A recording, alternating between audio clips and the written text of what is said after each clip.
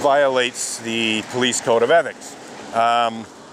So anyway, you know, they were basically threatening me with a fine of at least $100 if I didn't leave. And I just argued it. I said, I'm not blocking anyone. In fact, I pointed out to them that, you know, as a result of them showing up and both of them standing on the sidewalk in front of me while I was actually standing off the sidewalk, I was standing about where the picket sign leaning up against the post is for most of the discussion. So I was actually pretty well off the sidewalk completely. The other one was near the edge of the inner edge of the sidewalk, and the other one was right smack in the middle of it. So they were blocking the sidewalk more than I was, and people were actually stepping off the sidewalk to walk around behind them. So I said, you know what, give me the ticket, and I'll contest it and we'll see what happens. You know, like I just said, call their bluff, you know, or if it wasn't a bluff, just said, do it, you know, we'll go to court over this and we'll see what a judge has to say. You know, I'll definitely contest it. So what they did is they did not give me the ticket immediately. What they did is they parked on the other side of the street around where the entrance into the driveway is, you know, just a little in front of it. And they watched me for, I don't know, 10 or 15 or even 20 minutes, you know, waiting for me to step off the sidewalk into the road. Okay, so that's another thing, is I told them, you know, like sometimes, I told them, like, I don't block circulation. I actually sometimes step into the road to allow people to pass, or step back onto the grass to allow people. Oh no, you can't do that. You know, like they're basically just coming up with all these excuses to give me a ticket. And so anyhow, you know, they watched me for at least 10 minutes. And then what happened is a jogger came by, and I'd already, in my argumentation, I'd already said, you know what, there's joggers like jogging by in the street, you know? So I don't see why I can't step off the sidewalk to allow people to pass when you got like joggers, you know, jogging by, you know, in the road. Because at the time there was no bike path. You know, now we've got a bike path, but at the time there was no bike path.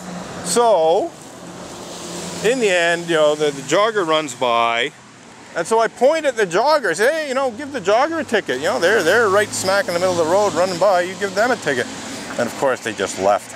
That was the last I ever saw them.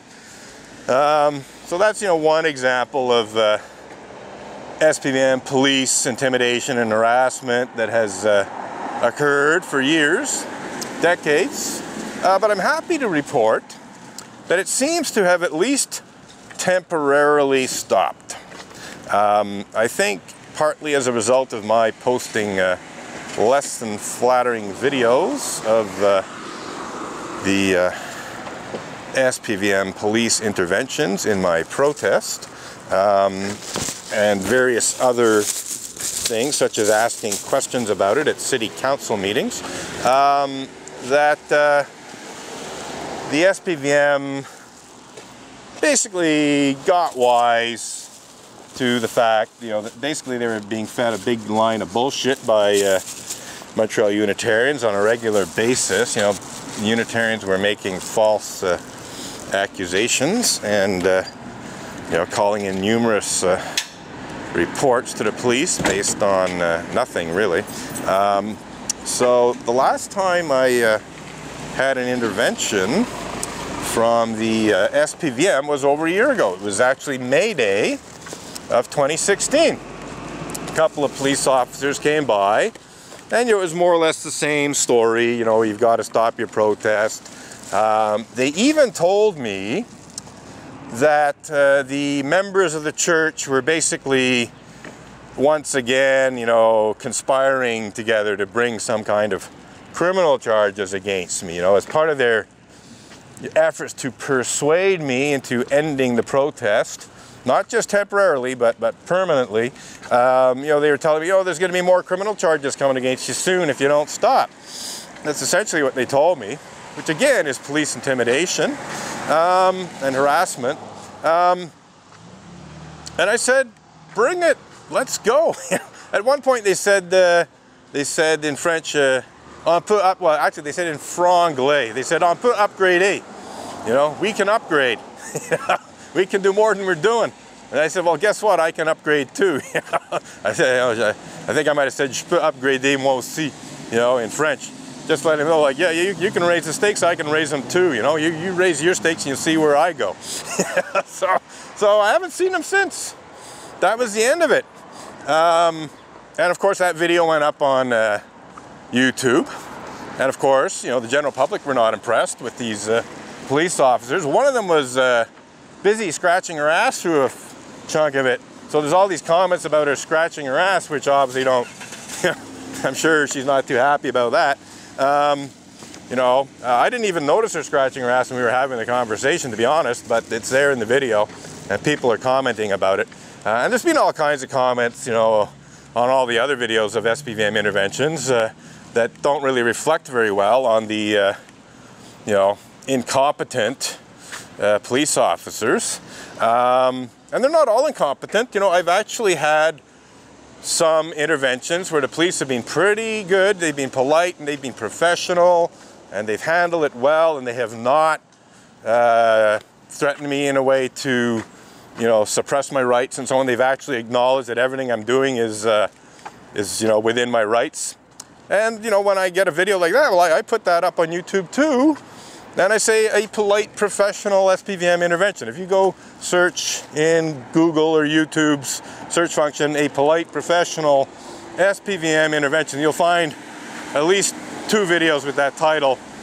And there's a couple that, they may not have that same title, but which nonetheless speak about or show, you know, reasonable behavior by SPVM cops. You know, if they behave well, I'm going to say so too, because I want them to behave well. I want them to be able to see the difference between incompetence and professionalism. So when they do behave well, I say so, and I even thank them. And unfortunately, you know, there are some incidents, you know, where they did behave quite well that either weren't videoed or were videoed at a time where it was difficult for me to get stuff uploaded onto the internet, and so the videos have not been uploaded. But there was one incident in particular that goes back to, I believe, 2010, where I was, well, basically the police showed up and they told me, you know, that I was being accused of assaulting a member of the church. And this was totally ridiculous because I had done nothing, like I had not touched in any way a single human being. The only thing I actually had touched was a dog. There was a dog that was being walked by its master, and it literally flopped on its back. It wanted me to rub its belly. And I did. I gave the dog a belly rub. You know, my camera was running at the time, so this is recorded. It might not be the best quality video, but that act of me rubbing the dog's belly was recorded, and that's the only living being that I touched that night. And here's these SPVM cops telling me, la la la, la la la, yes, block your ears, pretend nothing's wrong.